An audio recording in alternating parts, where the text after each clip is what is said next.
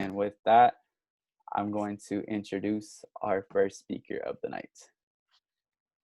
Evaluation is a crucial aspect of our Toastmasters meetings.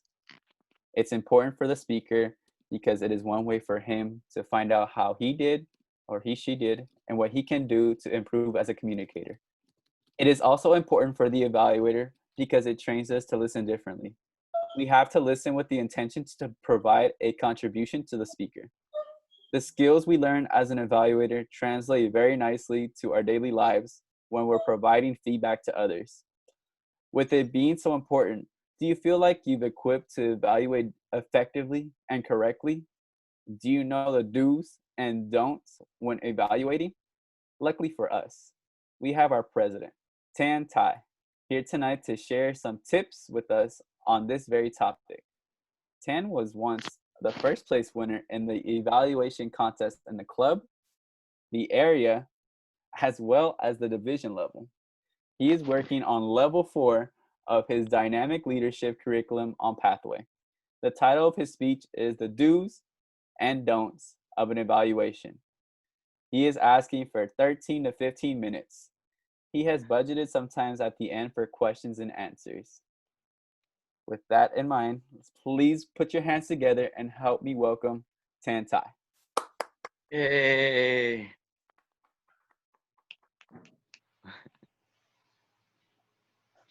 Want to hear a secret?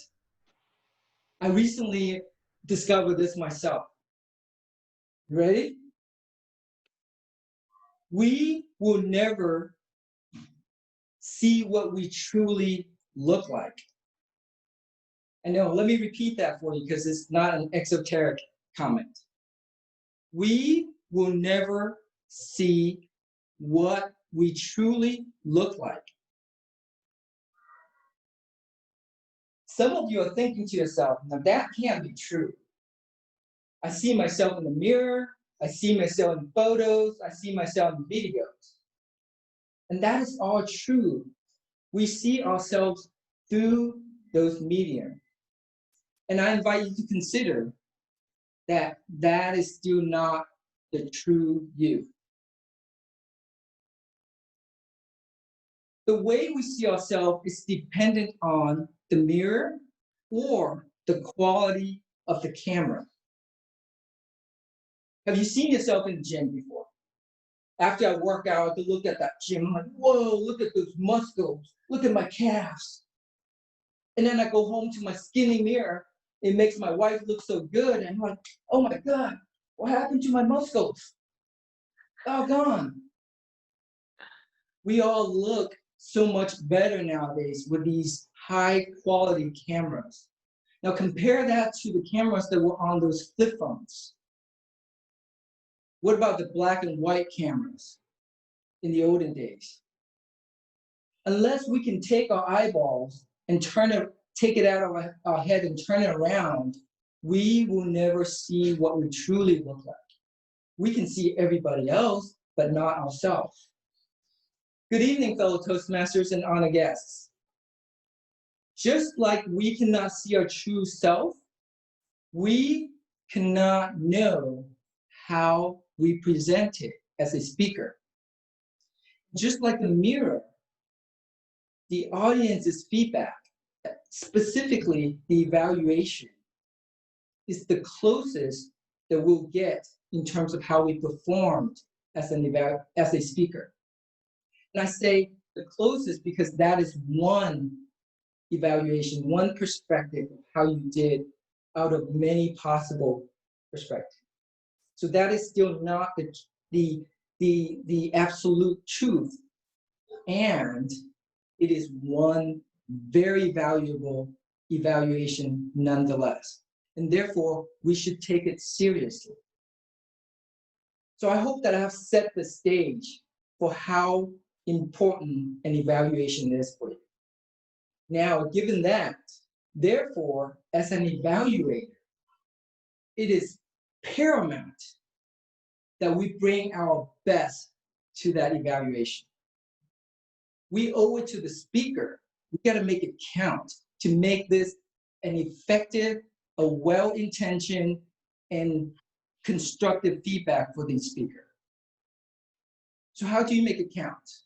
Let me begin by giving you the framework, and then I'll tell you the do's and the don'ts. In terms of the framework, you all have heard of the sandwich method, right? So imagine a sandwich. You got the top bread, and then you got the meat right in the middle, and then you have another bread on the bottom. So when you evaluate, you want to first acknowledge the speaker with at least 2 things that he did correctly. At least 2 things, right?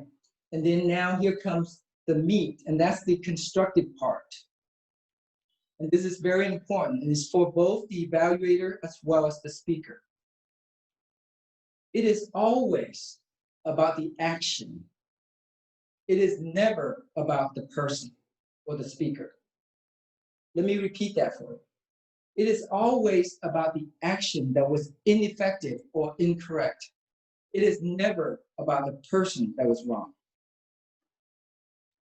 And when you provide constructive feedback, you want to make sure you add in how the person can improve.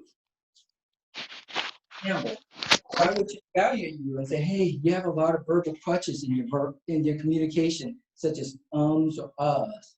Then I want to follow up and say, instead of doing ums and uhs, you might want to consider pausing. So whenever you want to pause instead. Or maybe you're a speaker that has a propensity to pace back and forth a lot when you speak.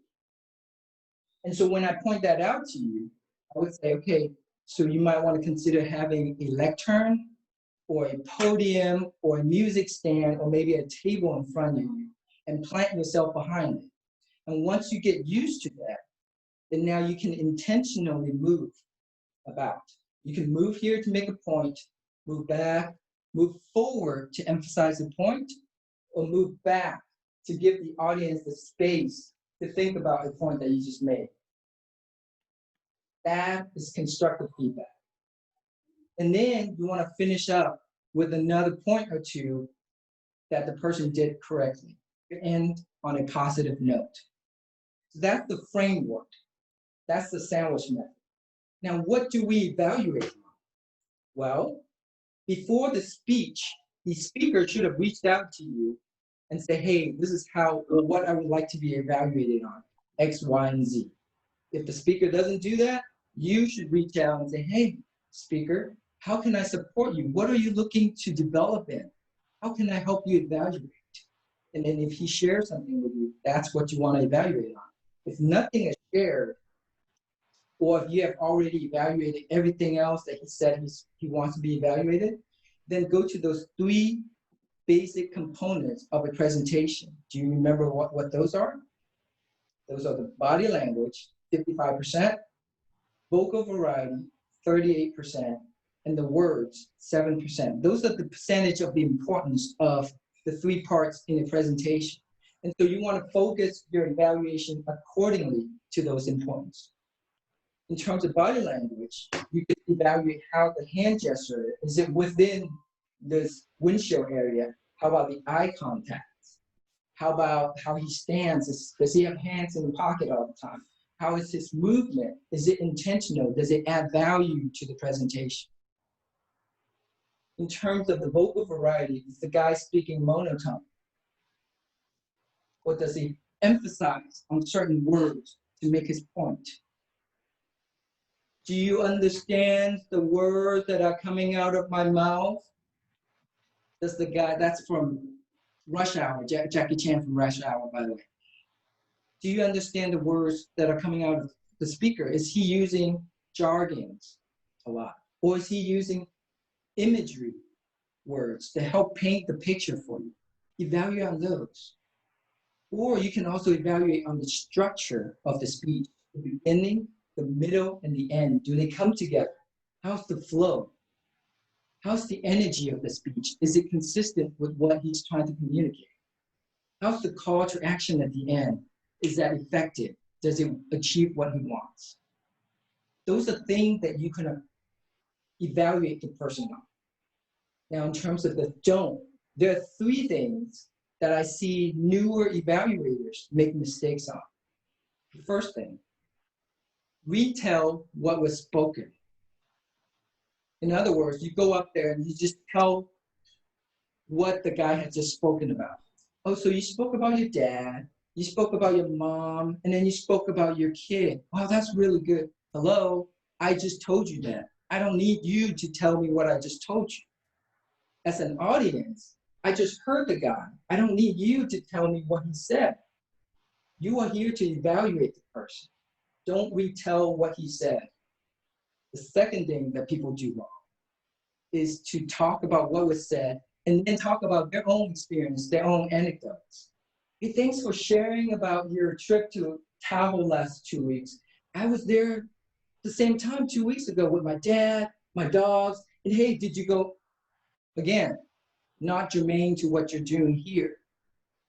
You're here to evaluate, not about yourself. Third thing is that people have a propensity to evaluate on the content versus the delivery of the content.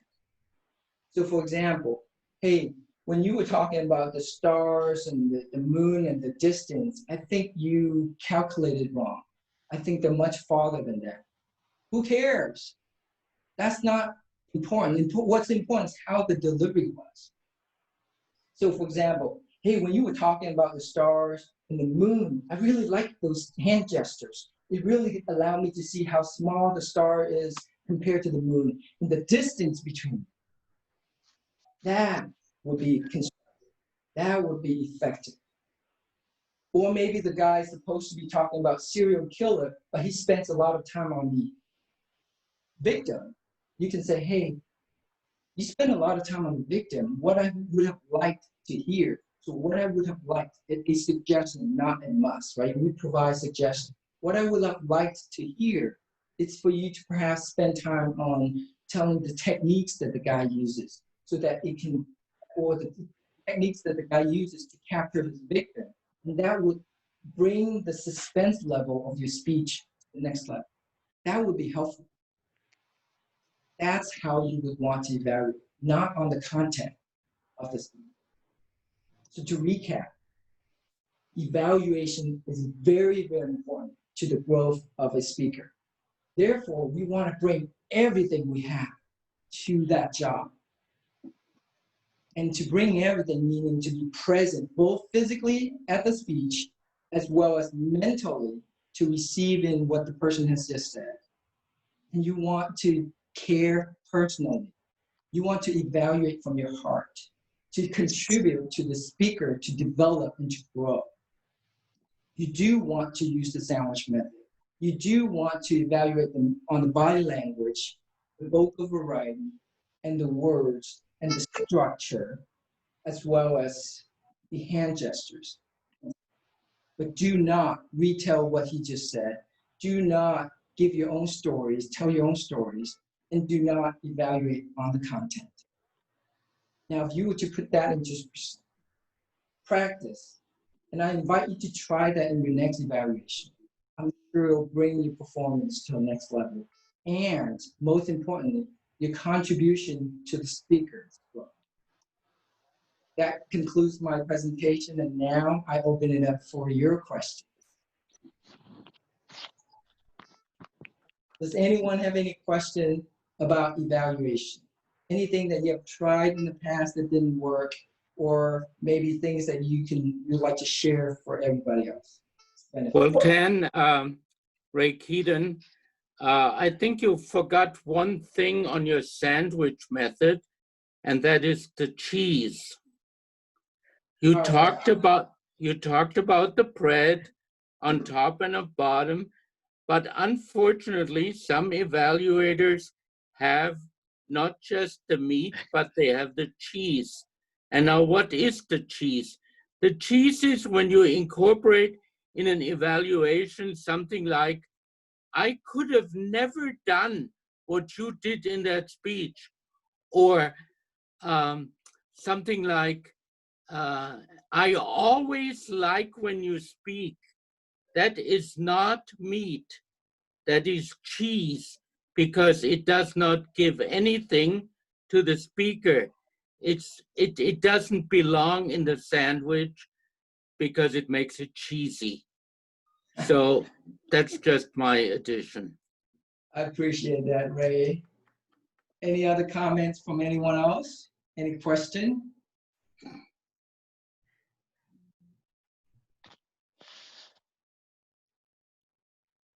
Once? Yes, Joanne. What if the speaker specifically asks to be evaluated in the content? What is a good thing to tell them? Well, you have two options, right? You can counter that request and say, hey, Joanna, I realize that you want me to evaluate you on the content, and I could do that, or I can do all these other things. Would you like me to do that? And if they insist on you evaluating on the content, then share with them, hey, okay, well, this is one of the things that Joanna would like me to evaluate on, and she wants me to evaluate her on the content. And so your content is X, Y, and Z. Or you can offer the person that, hey, I'll talk to you about content afterwards. And during the evaluation, I really want to get to the meat, and I offer you these. Does that help? Yes, thank you. All right. Last question. Anyone else? Okay. Well, that was easy. Thank you so much, everyone, for your generosity and your listening. Thank you Mr. so much. Toastmaster. Thank you so much, Tan. Learn so much always from you every time you speak, and so much to process, and yet you do it with so much humor and so much knowledge and wisdom. We really appreciate that. May I ask the timer to put a timer for 1 minute and 30 seconds so we can all text Tan little evaluation? Sure, starting now. Thank you.